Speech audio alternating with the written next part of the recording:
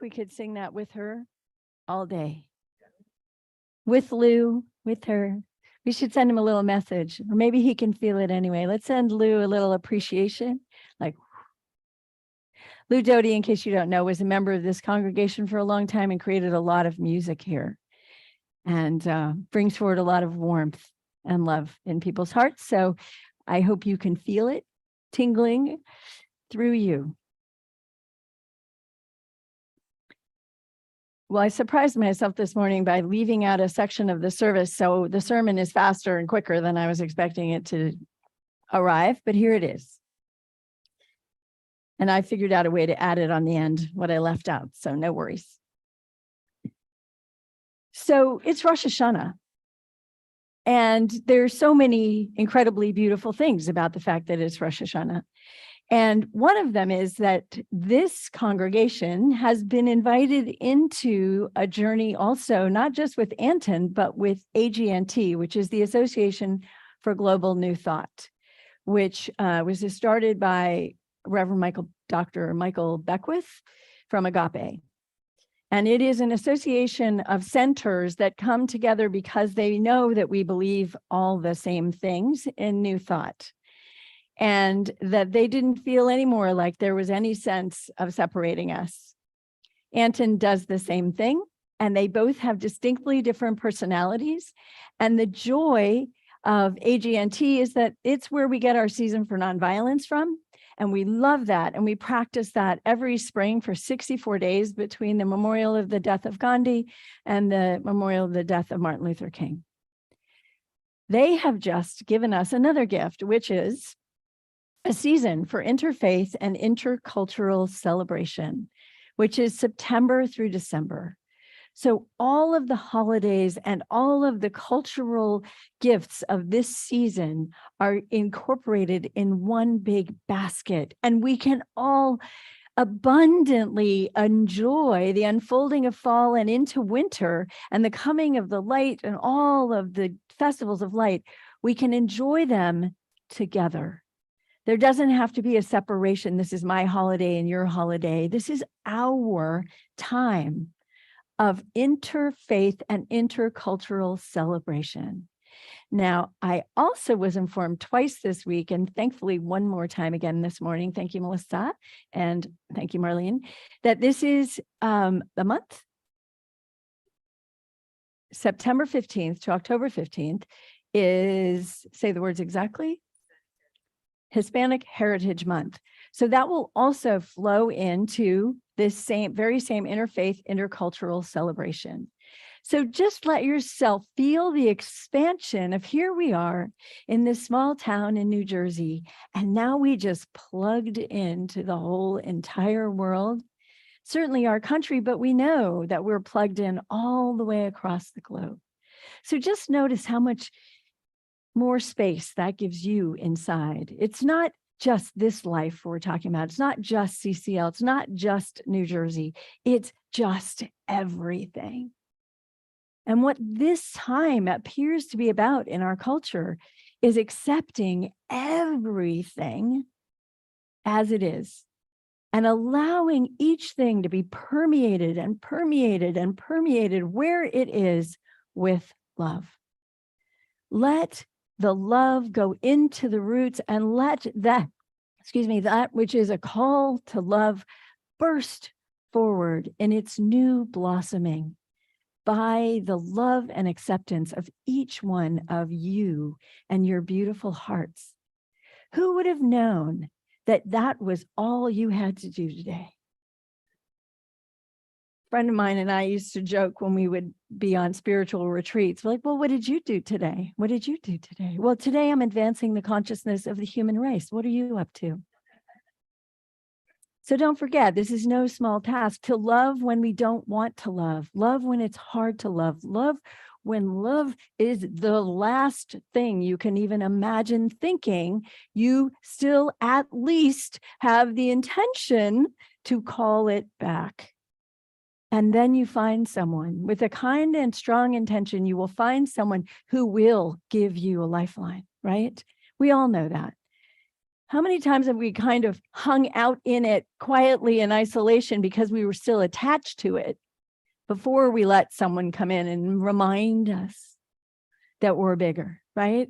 It's like for a while. And now also we think about grieving, we think about things where our hearts were broken, maybe religious practices that didn't work for us, maybe cultural practices that didn't work for us. And so we get stuck. And somehow the stuck feeling gets comfortable. And we forget that we're not going for comfort. We're going for joy. We're going for magnificence. We're going for expansion. We're going for expression. But comfort can be very helpful sometimes. And so we make space for every part of the journey that each one of us as humans are on, right? It's like today, my journey includes isolation and closing in, and that's okay. And that's okay. And tomorrow, my journey may be better and different. And even in the next moment, it may be different. And in the next day, it might be different. And it might not be for quite some time. We can probably all think back on times in our lives when those kinds of things held us for a while. Grieving is one of the ones I think that can be the most, what is it? I almost want to say obstinate, hard to break through finally to get back to life. We do get lost. We get lost in resentments. We get lost in unforgiveness. We get lost in places where our families left us or we felt left by them. And we stay there forever. And we miss out on the chance to be in this glorious life. Someone on the internet said something like this yesterday somewhere.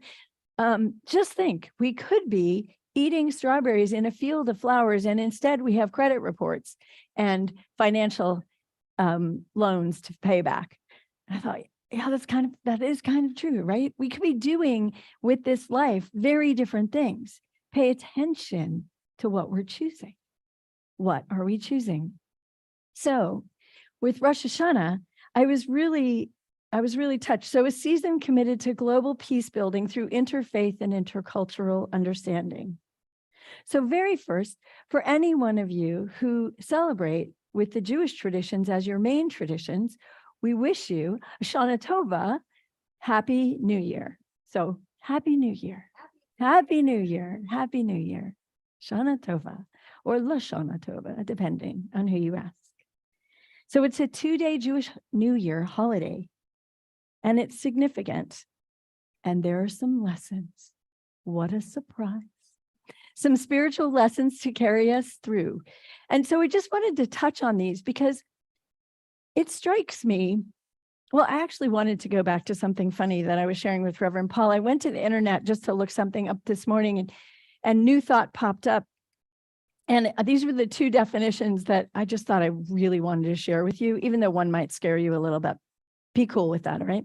So freewheeling Christian faith. A freewheeling Christian faith. I'm like, here we go. Okay, that's one. And the other one was a religio-metaphysical cult. Cool. Now we're on the map, right? It's like there's no such thing as bad advertising, right? So luckily that one's way down the list, but it did make me laugh. And I decided to ask you that if all of you wanted to turn your worldly possessions over to me, and if you didn't mind me driving a Rolls Royce into the parking lot, then we'll go back with this.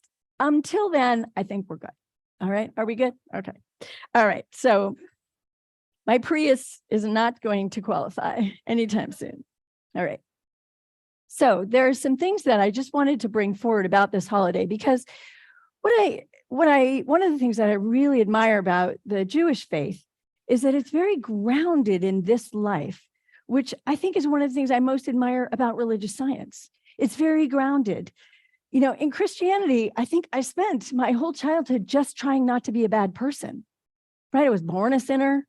And that's what it was, you know, and I tried to get baptized, and then I tried to get confirmed, and I thought that would help, but I didn't feel any different. So I'm just still trying to be a good person. I remember literally saying to a friend of mine, if somebody would just give me the rules, then I could live a calm and centered life, because I would know what they were.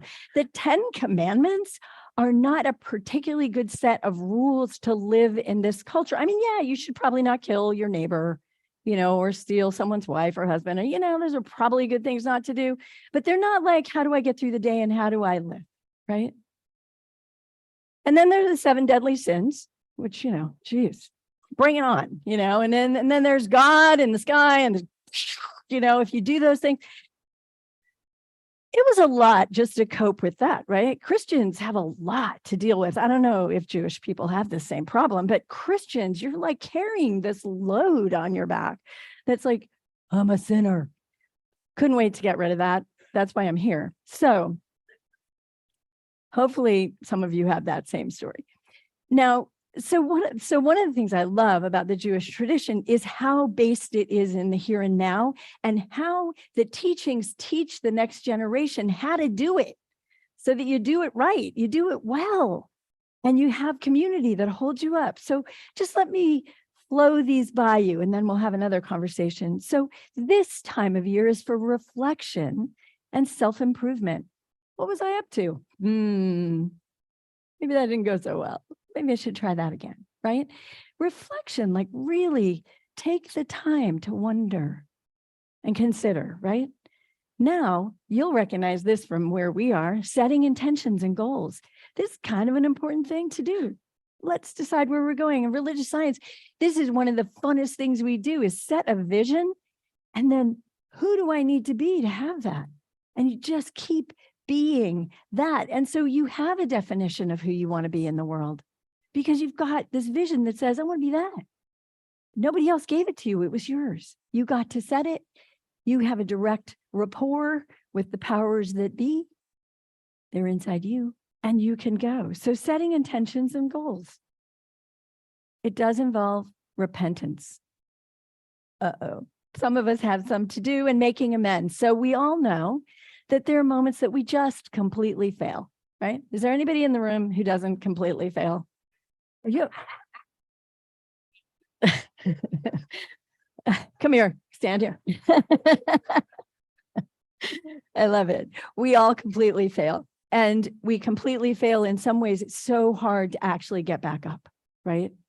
Sometimes you're just like, wow, I am mortified. Sometimes people move because after they do something. Sometimes people go to jail, and that helps them cope with what they did, so they can feel like they're actually in some kind of repentance and they can return to themselves. But many times people get lost in the journey to get rid of the guilt or the shame of just being a sinner and being alive. So let's stop that one. We know we're all perfect, whole, and complete in the image and likeness of the God presence, the essence of life that we were born through, of, and as.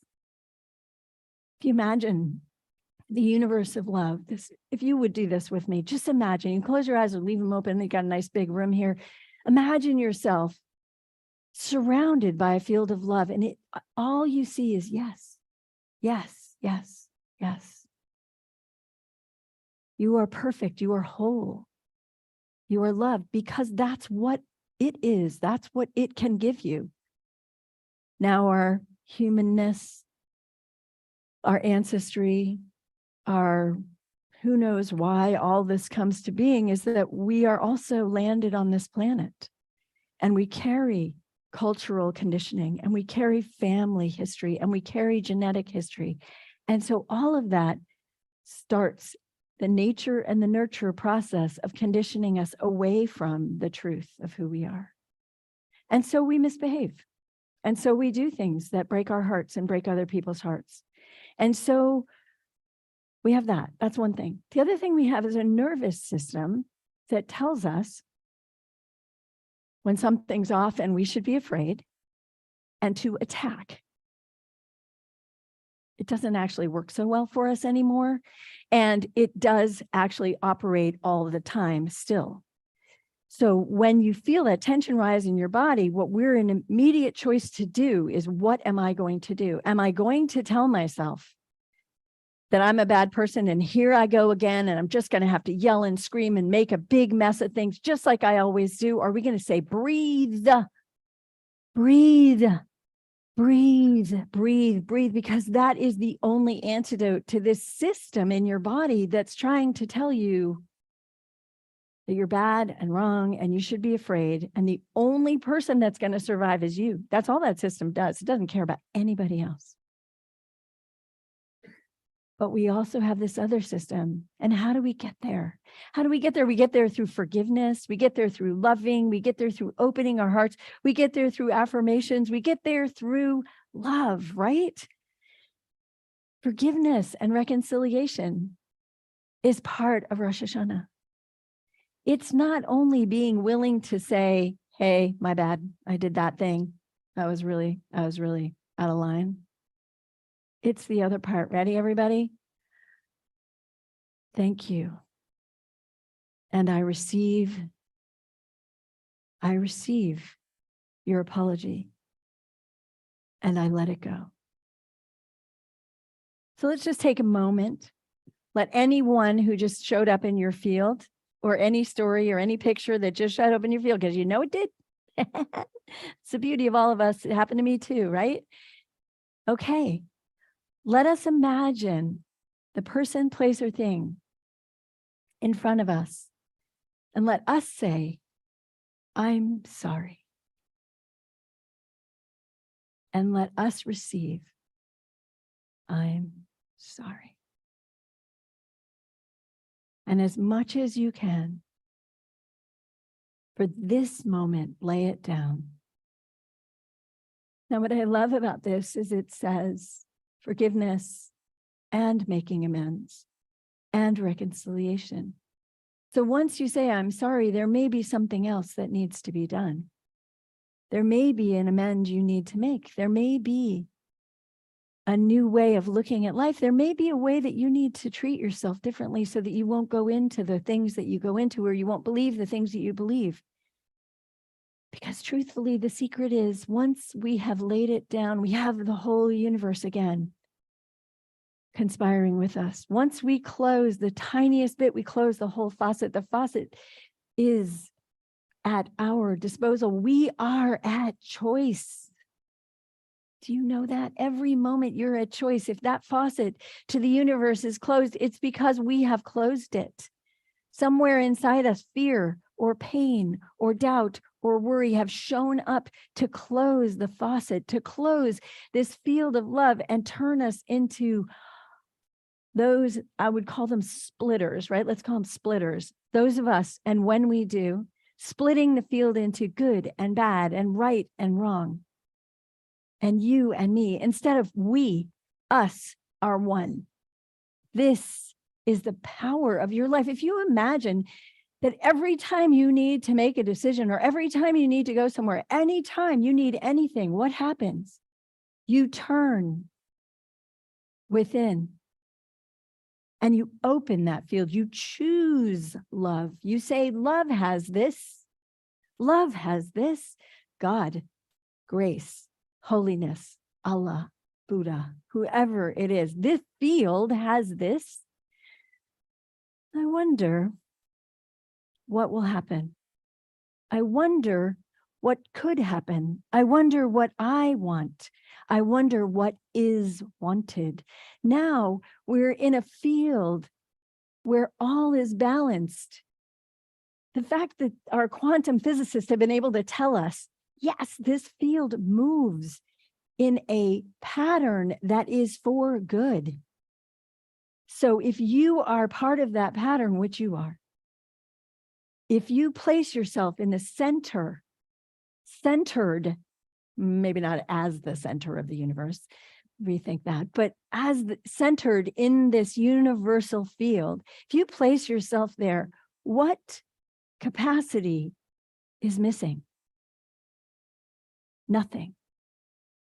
Everything is where you are. So you have love and you have abundance and you have passion and you have grace and you have power and you have a voice and you have a heart and you are empowered and you may go speak and you may see with the vision that you see and you may enlighten and you may live and you may love and you do anything you want to do. You are reminded and remembering who you are. You can choose an identity that says good, bad, right, wrong all day long, right? Republican, Democrat, progressive, conservative. We can choose them all day long, right? What happens when we don't? What happens when every single person we walk up to, we look them in the eye and we say inside us, I love you. I love you. Or if they're hurting, we say, it wasn't us, but I'm sorry. Whatever hurt you. Have you ever done that for someone? It is so magical. I'm sorry. Please forgive me. Ho'oponopono, right? As Ginger has made this beautiful song out of it so we can all hear it in our heads, right? I'm sorry. Please forgive me. Thank you. I love you. I don't even have to know you to know that someone needs to say that to you. And someone needs to hear that from you. What does this give us? The most intense humility. Can you feel it? Can you feel what it takes to open your heart and say, I'm sorry?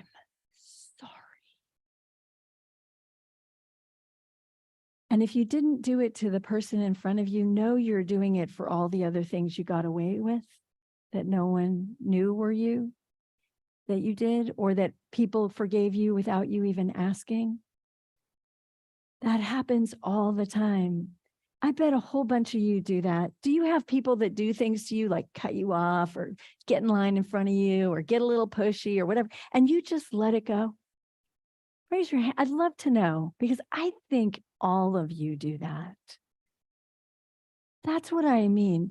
And when you do that, how do you feel? Just take that you feel big, right? Like, wow. I feel big when I do that. I feel expansive. I feel like I'm kind of invisibly traveling on a plane that people can't see, that I am so much more powerful than they know I am, because I don't have to take it on as if it was done to me, right?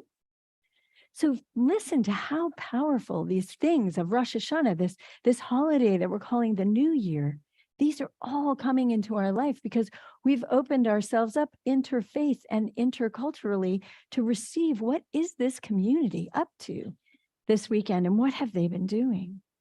Gratitude, of course, and thankfulness. Gratitude, just the overflow of energy that comes into us, everything. Do you honestly know that we actually don't deserve anything? We are everything. It comes through and as us because we are the energy of the universe. We are the creative flow. We are the infinite mind. We are all of it. All we have to do, honestly, is get out of the way. But not just that, we have to turn towards it. We have to turn towards it and say, I keep seeing the Lipton iced tea plunge, and I'm not, it's like, right? And we're all giving away our age group because some people aren't laughing. So it's like this idea that we could just stand on the edge of the universe. You have anybody done a trust fall, right? Where someone behind you says, I got you. And you're like, right? And you're standing there on the edge of the universe. And you say, yes, I surrender to gratitude. I of myself. I don't deserve anything. I just am everything. And it through me is everything as well. All I am and all it is. So from this place, imagine a world of no religion. Imagine a world of no possessions. Imagine, yes, right? It's not hard to imagine. Once we've gotten out of our cars and our houses and we're sitting together in a big room and we're expanding into this space, we become one with it. Love is all there is. It was Unity Day of It was Unity's Day of World Day of Prayer. Something like that this week. And we went to the Unity Church and we prayed together. And it was so beautiful. And I got to choose forgiveness. And the tone of what lands in our bodies, if you can feel it, try to just bring it in right now. When you let something go, okay, let's try this. So the lotus is the heart chakra, right? And the lotus has its roots in our first chakra, in our base chakra, in our connection to the earth, which can be the mud and the finding of our way and our beliefs and our struggles and our structures of life, right? And as that begins to grow, it comes up through our creativity, it comes up through our power center, and it comes into our heart, and we're getting ready to blossom, and just don't blossom. Why not? Because I have too much against someone else or something else that hit me along the way, and I need to push them out. Well, if you push them out, those little petals on that beautiful little lotus flower just like, it feels like a little stone, right? A little stone in my heart. If you're lucky, there's a little red tiny thing in the middle, like the Grinch, right? Thing left that maybe can grow. No, we know it's always there and it will always grow again. But it's small and it's kind of stone-like because the petals have pulled in because of the pain of the pressure that they can't let go. Just like any one of us right here, right now, can remember the pain of a not letting go moment. And it does not feel uplifting, does it? No, it's like, ooh. So what happens if we go in there? We're in that little heart chakra, and we let each thing go, and we watch each petal. What is the Niacin poem? Something about the day it becomes too painful to stay as the bud. Nobody has it. Okay. Anyway, we blossom. And so once it gets too hard in there, too painful to stay as the bud, we begin to let go. I let go of my parents. I let go of my ancestors. I let go. I forgive myself. We get all the way to the center. And maybe this is where this is. The final one is I forgive myself for anything that I have done. Any judgments I have against myself. The judgments are the fastest way to close the bud of your blossoming heart. So let us breathe together, and every single one of us at least find one petal that is beginning to let go. I don't want to push anybody through a journey they're not ready for. I'm not asking for over-the-top expressions of willingness, but pay attention to your willingness. And in the center of it all, to the forgiveness of the judgments you've held against yourself. And feel the beginning of freedom and light and love in the blossoming of this lotus. Respecting the process you're in, the divinity of your own work and your own march through life, the life you have, the choices you have made. We honor your divinity. We honor your process and we let it be yours. And so the invitation of these holidays and these high holy days, right? Holy days, is to bring us back into wholeness, which guess what? Is holiness, which is wholeness. To bring us back together with the one that is all of us and one. Through each other, one by one, we look into each other's eyes and we realize we are not separate. We are one. And so in this moment, invitation is to look to someone next to you. Find someone next to you if you don't have someone next to you. Take a deep breath and just look into someone's eyes without words and with the thought,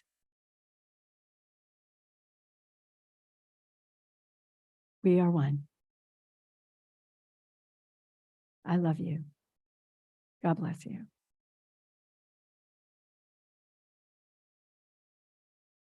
Is there anyone that didn't have a partner? Did anybody sneak away? No? Good. Okay. Okay, now can you feel it? Ready for some renewal and some fresh starts, right? It's like you can feel it. There's something ready inside us, like, okay, what's next? And it's not spring, but it's renewal of a time where we get to dig in and decide what it is we want to plant, what it is we want to, what is it? What it is that's next for us, I guess, is what I'm trying to say. It's never too late to make a fresh start. It's never too late to reinterpret a situation. And as they say, it's never too late to have a happy childhood. And there's two ways to do it, right? You can go right up over the top and pretend, or you can go right down through the middle and forgive everything. And remember all the lessons that you were given, all of the sacred contracts, all of those people who spent their whole life teaching you to stand up for yourself, right? All of those people who had to live the life they had to teach you how to stand up for yourself, right? Watch the judgments floating in, right? But it's true. We are given such gifts. The final step of forgiveness is thank you. And that is when you know it is done. Thich Nhat Hanh said, when there is peace, it is done. When there is not peace, it is not done. And so this is renewal. We're ready in renewal. And then family and community, and we sit with you today and we just appreciate how much we've been seeing each other. Hello. How much we've been seeing each other, how much we've been playing together, how much music, how much joy, how much life has been in this community, how much love, how much grace, how much fun, how many moments of tears. Many of us were at Stephen's memorial yesterday at his funeral service, just calling in his blessing of his life. And what was the thing that was said 100 times, if it was said once, 1,000 times? His smile, his breath into this field, his knowing of his place, that he was here to connect with his community, to love them and to bring them into his life. He went out of his way. He made people relate to him. Does anybody know that? If you don't know Stephen, you do know. If you do know him, you know it. And if you don't know Stephen, you know someone else like this, right? Who just made it their business to connect and connect and connect and connect and connect. And so he has flown the coop. He has elevated.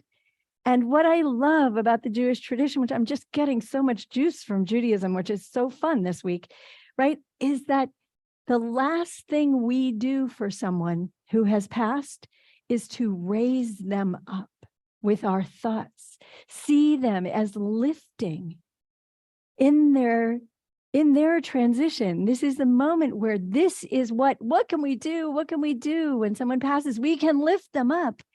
We can give them the buoying they need. We can be the wind under their wings. We can lift them up. And it is the last act that we do for them as humans that they can receive, and they cannot pay us back. They cannot. That does not mean their spirit isn't with us. It does not mean their love isn't still here, but it does mean in this tradition that they can't reach down and say, here, I owe you something for this, right? This is our last act. And so let us as a community, this man was so important to us. We loved him so much. And we found out at the service that his twin brother who lives in LA has the same mentor as I do. Reverend Dr. Michael Beckwith is attending Agape, and they both had the same spiritual beliefs and did not know that about each other. Crazy, right?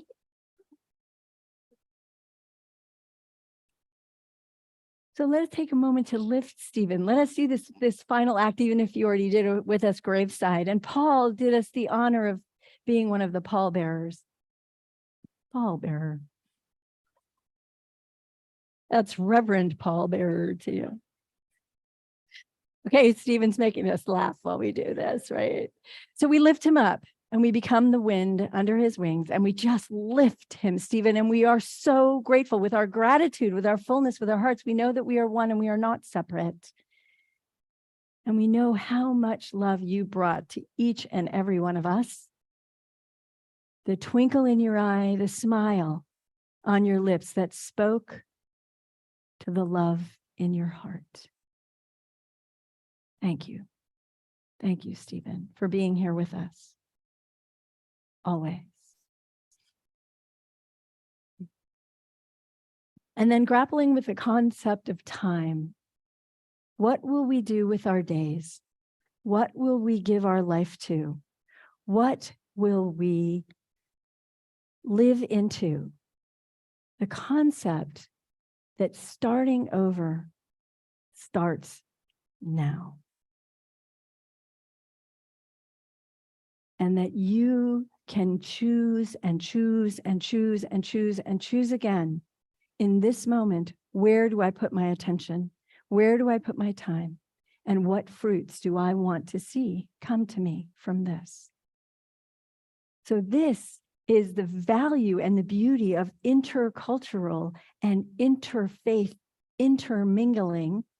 And we'll hear more about our Hispanic Heritage Month that will also give us this many gifts. And you know we're going to mine the field of Melissa here to give us some really great things in the next couple of weeks. So don't miss it.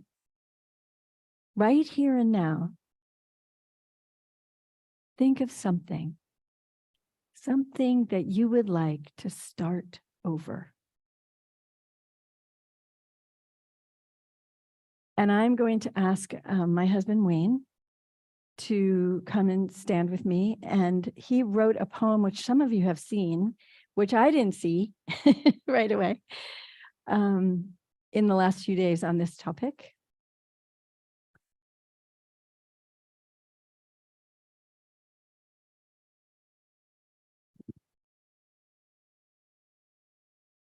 Hi there. Hi.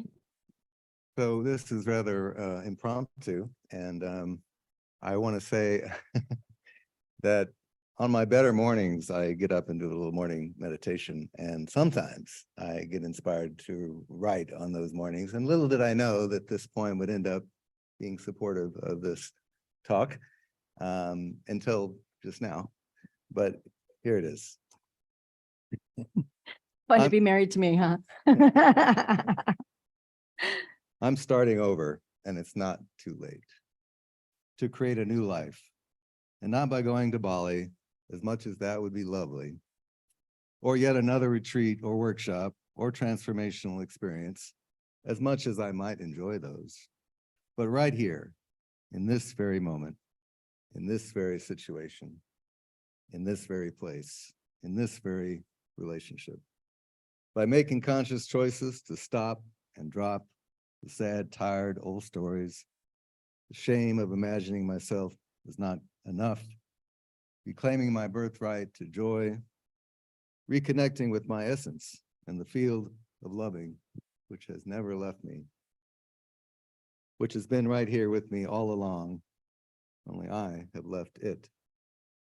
Allowing all the feelings that come with being human, including feeling sad, mad, scared, facing the very real losses in my life and transgressions large and small towards me then and now, and using these as doorways back to bliss and forgiveness, to welcome them into the guest house and allow them to leave after tea, because I'm starting over right now, right here, in this very body, in this very life. And so it is.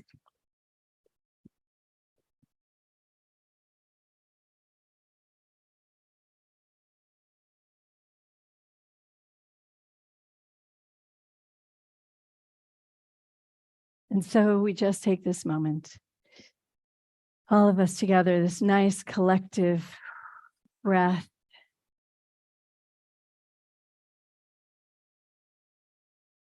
And we just allow, we just let go. We just let it be. It's starting over. Whatever it is, small or big, doesn't matter.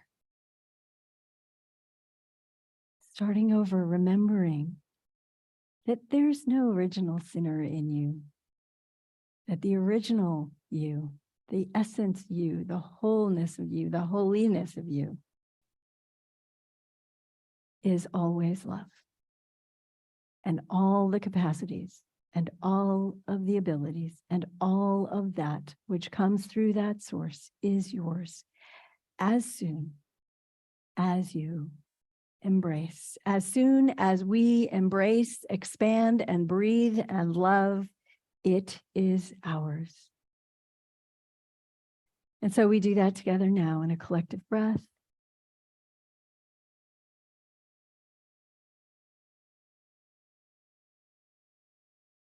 And we let it be.